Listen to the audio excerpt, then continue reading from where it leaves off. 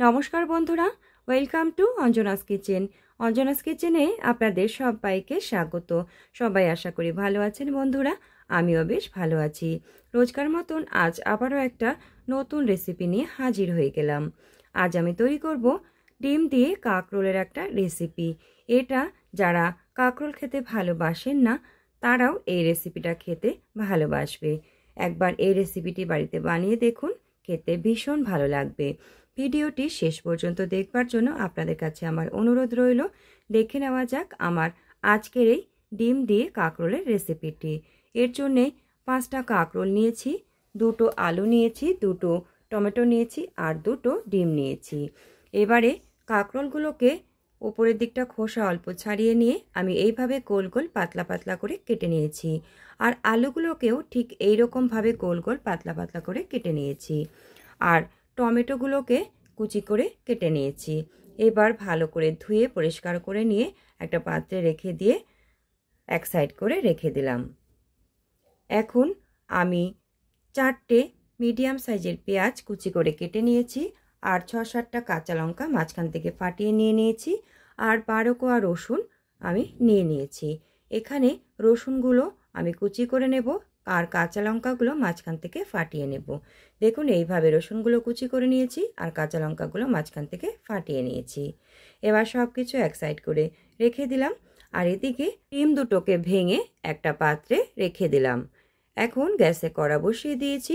কড়াটা ভালো করে গরম করে নিয়ে আমি সাদা তেল দিয়ে দিলাম। তেলটা খুব ভালো করে গরম করে নিতে হবে। দেখুন বন্ধুরা, তেলটা খুব ভালো করে গরম করা হয়ে গেছে। এবারে আমি কেটে রাখা কাঁকরোল আর আলু সব একবারে তেলের মধ্যে দিয়ে হালকা করে ভেজে নেব। সমস্ত কাঁকরোলগুলো আমি কড়ার মধ্যে দিয়ে দিলাম। এবারে তার সাথে আলুগুলোকেও দিয়ে দিচ্ছি। আলু কাঁকরোল দুটো একসাথে ভালো করে মিশিয়ে নিয়ে একটু সময় ধরে নাড়াচাড়া করে ভেজে নিতে হবে। সাথে দিয়ে দিলাম পরিমাণ মতন লবণ আর দিয়ে দিচ্ছি পরিমাণ মতন হলুদ গুঁড়ো। লবণ আর হলুদ একসাথে ভালো করে মিশিয়ে নিয়ে এইভাবে কন্টিনিউ নাড়াচাড়া করে আলু কাঁকরোলগুলোকে একটু ভেজে নিচ্ছি।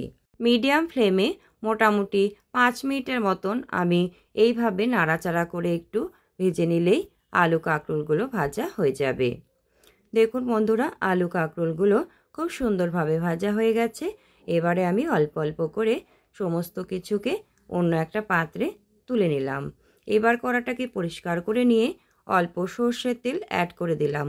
তেলটাকে খুব ভালো করে গরম করে নিচ্ছি।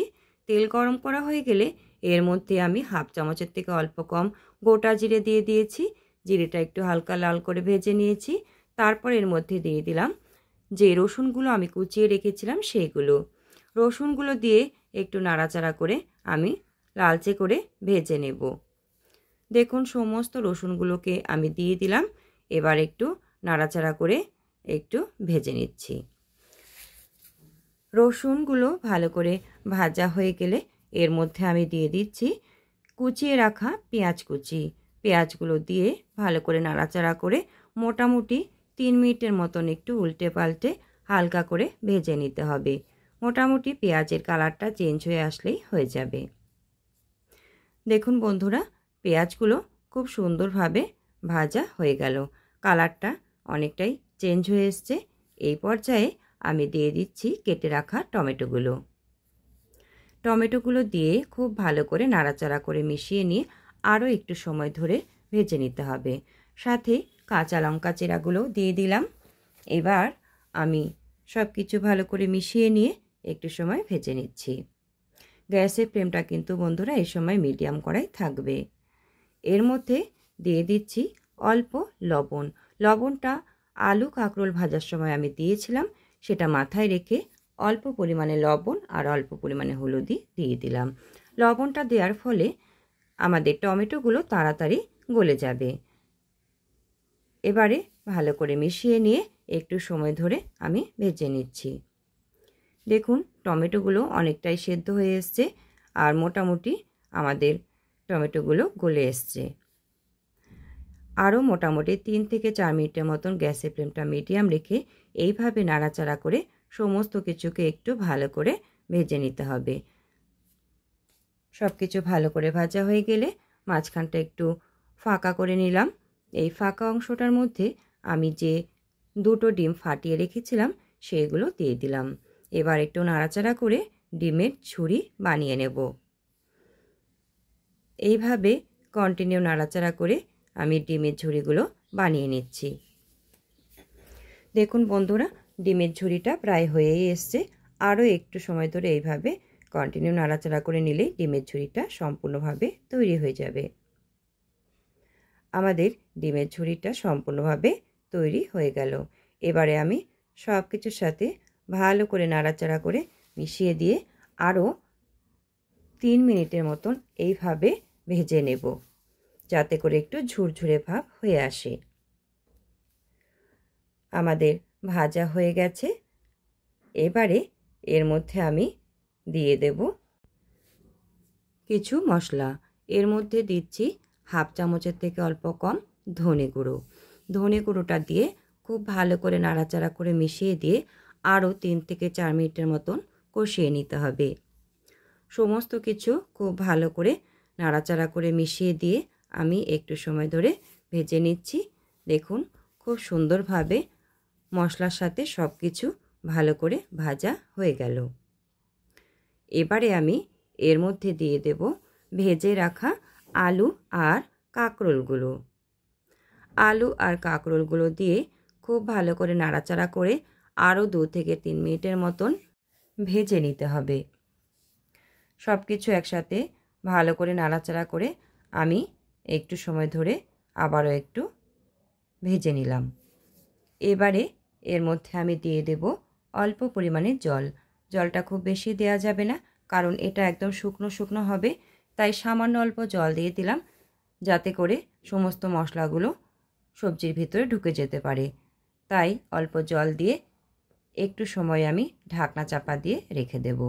দিয়ে দিচ্ছি অল্প পরিমাণে চিনি। চিনিটা সম্পূর্ণ অপশনাল, আপনারা চাইলে দিতেও পারেন আবার নাও দিতে পারেন, তবে চিনিটা দিলে এর স্বাদটা একটু ভালো হয়।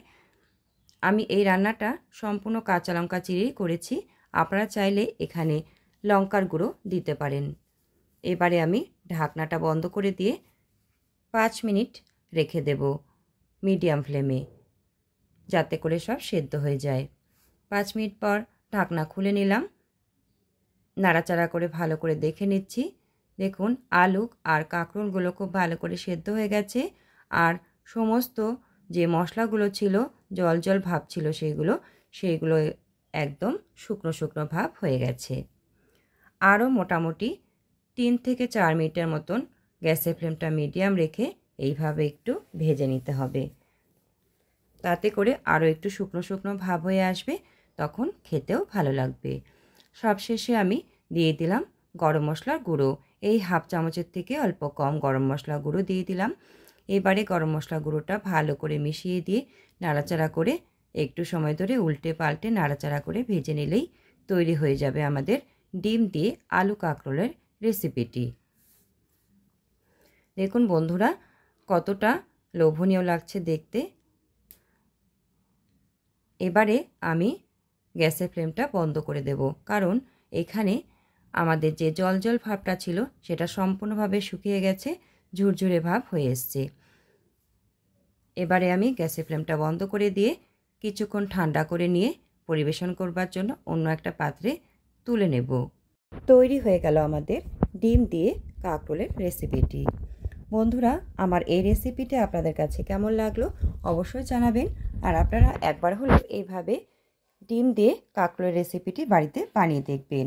আশা করি খুবই ভালো লাগবে। ভিডিওটি ভালো লাগলে লাইক শেয়ার করে দেওয়ার জন্য অনুরোধ রইল।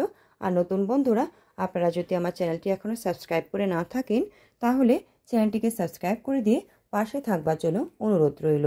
আর হ্যাঁ বন্ধুরা, আপনারা যদি এরকমভাবে ডিম দিয়ে কাঁকরোলের রেসিপিটি বাড়িতে বানিয়ে থাকেন তাহলে খেয়ে আপনাদের কেমন লাগলো আমাকে কমেন্ট বক্সে অবশ্যই জানাবেন। আপনাদের সুন্দর সুন্দর কমেন্ট আমার নতুন নতুন রেসিপি বানানোর ইচ্ছেকে আরও দ্বিগুণ করে দেয়। আজকের মতন এখানে শেষ করছি। আবারও দেখা হবে অন্য কোনো রেসিপিতে বা অন্য কোনো দিনে এতক্ষণ আমার পাশে থাকবার জন্য আমার সকল বন্ধুদের জানাই অসংখ্য ধন্যবাদ।